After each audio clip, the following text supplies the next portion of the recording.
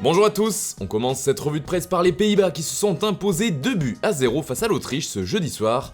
Une deuxième victoire en autant de matchs pour les Néerlandais qui prennent donc la route des huitièmes de finale de cet Euro 2020 en direction de Budapest comme le résume le journal AD.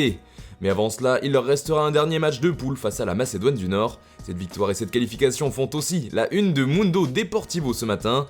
Mais cette fois, le quotidien préfère insister sur un joueur qui est attendu depuis plusieurs semaines du côté de Barcelone. Il s'agit bien sûr de Memphis Depay, auteur de l'ouverture du score face à l'Autriche sur penalty. Pour le quotidien, l'équation est simple, un but et les huitièmes pour l'attaquant néerlandais. En France, Vincent Labrune fait la une de l'équipe. Aujourd'hui, le président de la LFP s'est livré dans une longue interview dans laquelle il est surtout revenu sur l'arrivée d'Amazon dans l'appel d'offres pour les droits de diffusion de la Ligue 1. Mais l'autre sujet foot évoqué en couverture, c'est bien sûr le grand retour de ce diable de Bruyne.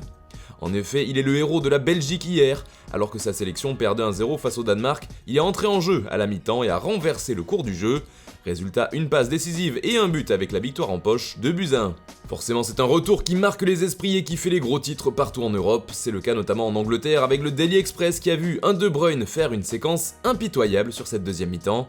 Même son de cloche en Espagne avec Mundo Deportivo qui s'est également régalé de son retour, qui a permis aux Diables Rouges de se qualifier pour les huitièmes. Le retour du roi De Bruyne fait aussi la une des pages sport du Manchester Evening News, mais ce qui nous intéresse ici, c'est l'info Mercato qui concerne Raphaël Varane. En effet, selon le journal local, Manchester United est passé à l'attaque pour le défenseur français, et pas qu'un peu.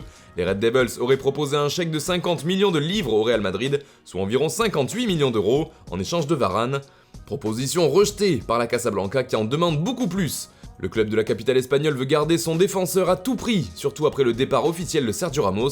Enfin, pas à n'importe quel prix puisqu'il se murmure dans les colonnes du quotidien anglais que le Real pourrait lâcher prise si une offre d'au moins 80 millions de livres arrivait sur la table des négociations. On parle ici de 93 millions d'euros. On reste de l'autre côté de la Manche avec l'Angleterre qui joue ce soir contre l'Écosse pour le deuxième match de poule de l'Euro. Un adversaire particulier pour les Three Lions, mais selon The Sun, c'est tant mieux puisqu'Harry Kane est encore meilleur face à l'Écosse. Cela fait écho aux propos de l'attaquant anglais en personne qui avait prévenu son futur adversaire, expliquant qu'il n'était jamais aussi bon que contre les Écossais. La rencontre à venir fait aussi réagir dans les pages du Daily Mirror ce vendredi. Le tabloïd préfère mettre en avant les propos du sélectionneur Gareth Southgate à propos de Christian Eriksen. Le coach anglais a expliqué avoir parlé à ses joueurs de ce terrible accident, et Southgate en est arrivé à la conclusion qu'il fallait tout donner, sans regret. Cela fait également la une du Daily Mail qui rapporte les propos du sélectionneur pour qui c'est le moment pour ses joueurs de marquer le coup. On part maintenant en Italie où la presse se félicite du visage de la Squadra Azzurra, c'est en tout cas l'avis de la Gazzetta dello Sport ce matin. Tu nous fais rêver, Italie, peut-on lire en une du journal au papier rose. C'est le meilleur jeu jusqu'à maintenant et il y a un super esprit de groupe, poursuit le quotidien. Même si pour la Gazzetta, la France est plus forte, mais elle peut être battue comme la Belgique. L'équipe nationale fait aussi la couverture de Tuttosport ce vendredi qui évoque un boom de l'Italie, mettant en avant la grosse audience télé du dernier match remporté 3-0 contre la Suisse, devant 15 millions de téléspectateurs. Enfin, petite nouvelle à propos de Gennaro Gattuso qui a quitté la Fiorentina hier, seulement 3 semaines après avoir signé. Eh bien, comme le rapporte le Corriere dello Sport, il aurait déjà trouvé un nouveau point de chute du côté de Tottenham. Même si ce matin, en Angleterre, il se dit déjà que les Spurs auraient renoncé à sa piste. On continue ce tour de la presse en Espagne avec le grand départ de Sergio Ramos qui a ému tout un pays. La légende du Real Madrid a eu droit à sa cérémonie d'adieu hier, et ce matin, elle fait la une des journaux, comme avec As, qui titre « C'est un au revoir, je reviendrai », des mots sortis de la bouche du défenseur. Pour Marca, c'est un vide immense que laisse Ramos.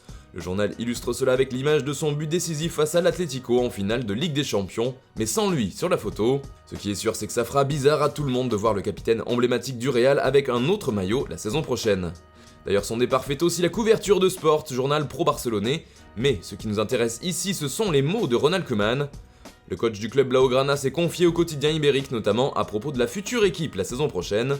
Nous ferons une grande équipe, a-t-il affirmé, avant d'ajouter que le Barça travaille pour avoir une équipe compétitive et je suis sûr que l'effectif sera plus fort que celui de l'an passé. Le coach du FC Barcelone a même ajouté que Messi devait finir au Barça et qu'il était confiant que cela se termine comme ça. Voilà, c'est tout pour ce matin, bonne journée à tous, on se retrouve ce soir pour un JT Foot Mercato avec l'excellent Antoine Graland à la présentation.